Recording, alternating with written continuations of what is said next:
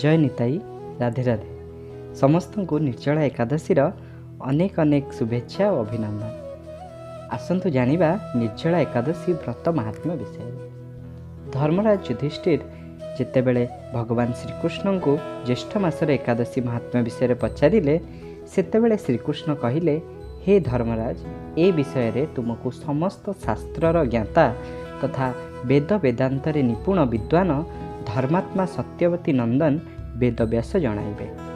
तापरे वेदव्यास महाराज कहिले, हे धर्मराज, मनुष्य को दुईटी जाक पक्षर एकादशी रे भोजन करने उचित नुह। तत्पश्चात द्वादशी दिन स्नान करी भगवान केशव को पुष्प व फूल रे पूजा करी ब्राह्मण को भोजन कराई सारिबा परे निजे भोजन करने उचित। यह सुनी भीम कहिले, हे पितामह, बड़ भाई युधिष्ठिर, माता कुंती, द्रौपदी, अर्जुन, नकुल और सहदेव कौनसी एकादशी रे केबे भोजन करती नहीं एवं मते मध्य भोजन न करने को कही थांती, किंतु मु सबुबेले कहे भोकिला रहिबा मो पई संभव नहीं। यह सुनी व्यासदेव कहिले, भीम, जदि तुमे नर्क को हेय और स्वर्ग को श्रेष्ठ बुझुच तेबे तुमको दुईटी जाक पक्षर एकादशी रे अन्न त्याग करने को हेब। यह सुनी भीम कहिले, हे पितामह, मु आपण को पूर्वर कही सारी जे कौनसी प्रकारे मु भोकिला रही पारिबी नहीं। तेबे पूरा दिन उपवास करिबा मो पक्षे किपरि संभव? जदि मु बहु प्रयास करे तेबे पूरा वर्ष रे मु मात्र गोटिए थर व्रत उपवास करि पारिबी। अतः आपण मते एपरि एक व्रत विषय कहतु जहाको मु पालन करी स्वर्ग प्राप्त करि पारे। व्यासदेव कहिले कि, हे भीम, तुमे ज्येष्ठ मासर शुक्ल पक्षर एकादशी व्रत कर। एही दिन स्नान करिबा पई मात्र 3 आंजुली अर्थात 3 ग्राम रु अधिक जल नेबा उचित नुहे। यह शरीर उपरे छिंचिले शरीर शुद्ध हो जाए।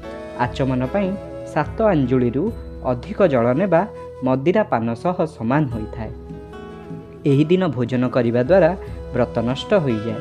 एही दिन सूर्योदय ठारू सूर्यास्त पर्यंत जलपान न करिले 12टी एकादशीर फल प्राप्त होइथाए ओ द्वादशी दिन सूर्योदय पूर्वर उठी ब्राह्मण को दान करी सारी भोजन करिबा द्वारा समस्त एकादशीर फल मिलिथाए।